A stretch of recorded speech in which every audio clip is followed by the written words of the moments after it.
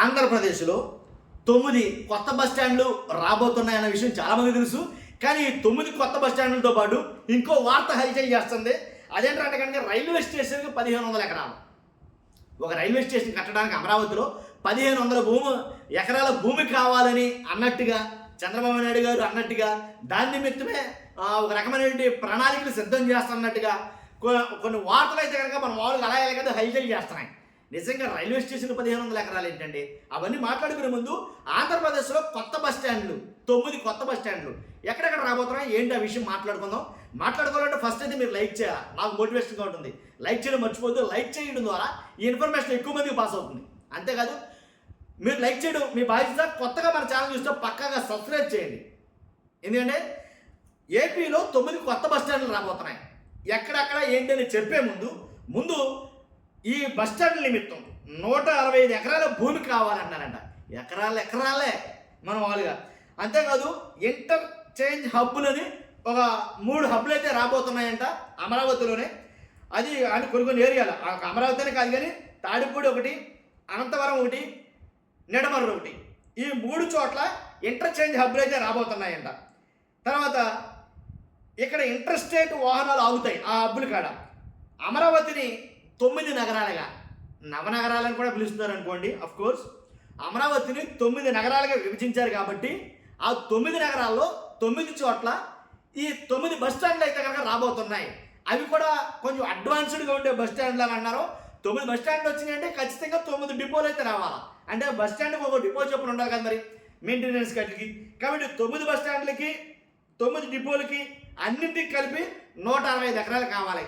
ఇది విషయం. ఇంతకీ 9 బస్ స్టాండ్లు వస్తున్నాయన్నది పెద్ద విషయం కాదు.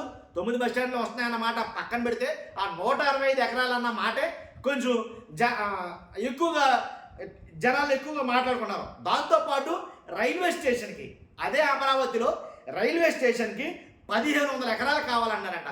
దీని మీద మనం మామూలు కదా అసలు ఎలా మాట్లాడాలో ఎలా రియాక్ట్ అవ్వాలో చాలామందికి అర్థం కాక ఏంటంటో మాట్లాడుతున్నారు. ఎందుకంటే కనుక చెన్నై రైల్వే స్టేషన్ అతి ప్రాచీనమైనటువంటి చెన్నై రైల్వే స్టేషన్ మామూలుగా ఉన్నది చాలామంది తెలుసు.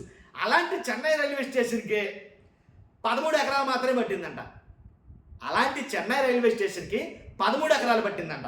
అంతేకాదు సికింద్రాబాద్ రైల్వే స్టేషన్, హైదరాబాద్ మన సికింద్రాబాద్ రైల్వే స్టేషన్కి 16 ఎకరాలు పట్టిందంట.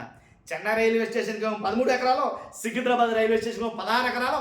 ఇలా 13, 16తోనే సరిపోతే మరి అమరావతిలో 1500 ఎకరాలు అంటండి. 13, 16 కాదు, 15 కాదు, 1500 ఎకరాలు కావాలంట.